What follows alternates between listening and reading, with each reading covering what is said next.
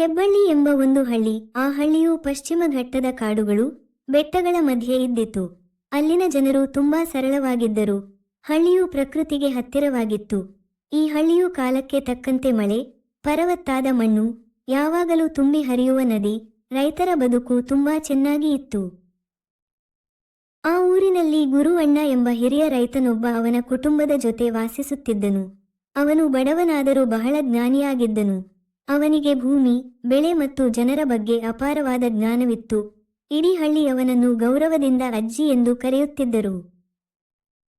ಹೀಗೆ ಇರುವಾಗ ಒಂದು ವರ್ಷ ಮಳೆ ಇಲ್ಲದೆ ಭೂಮಿಯು ಒಣಗಿದವು, ಬೆಳೆಗಳು ಹಾಳಾದವು, ಹಳ್ಳಿಯ ಜನರು ಸಂಕಷ್ಟದಲ್ಲಿ ಸಿಲುಕಿದರು.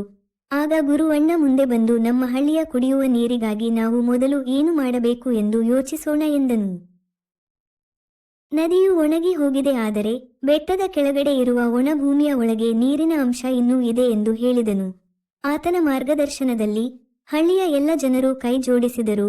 ಬಂಡೆಯನ್ನು ಹೊಡೆದು ಭೂಮಿಯನ್ನು ಹಗೆಯಲು ಪ್ರಾರಂಭಿಸಿದರು.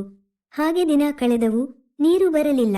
ಆದರೆ ಅವರು ಪ್ರಯತ್ನ ನಿಲ್ಲಿಸಲಿಲ್ಲ. ಕೊನೆಗೆ ಒಂದು ದಿನ ಭೂಗರ್ಭದಿಂದ ತಣ್ಣನೆಯ ನೀರು ಹೊರಬಂತು. ಜನರು ತುಂಬಾ ಸಂತೋಷದಿಂದ ಕುಣಿದಾಡಿದರು. ಆ ನದಿಯನ್ನು ಜೀವನದ ಹಾರ ಎಂದು ನಾಮಕರಣ ಮಾಡಿದರು. ನಂತರ ಹಳ್ಳಿಯ ಜನರು ಹೊಸದಾಗಿ ಬೆಳೆಯನ್ನು ಬೆಳೆಯಲು ಆರಂಭಿಸಿದರು.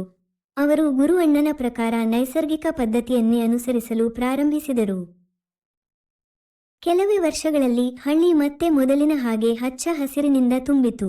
ಹೀಗೆ ಹಳ್ಳಿ ಮತ್ತು ಹಳ್ಳಿಯ ಜನರು ತುಂಬಾ ಸಂತೋಷದಿಂದ ಕೂಡಿತ್ತು.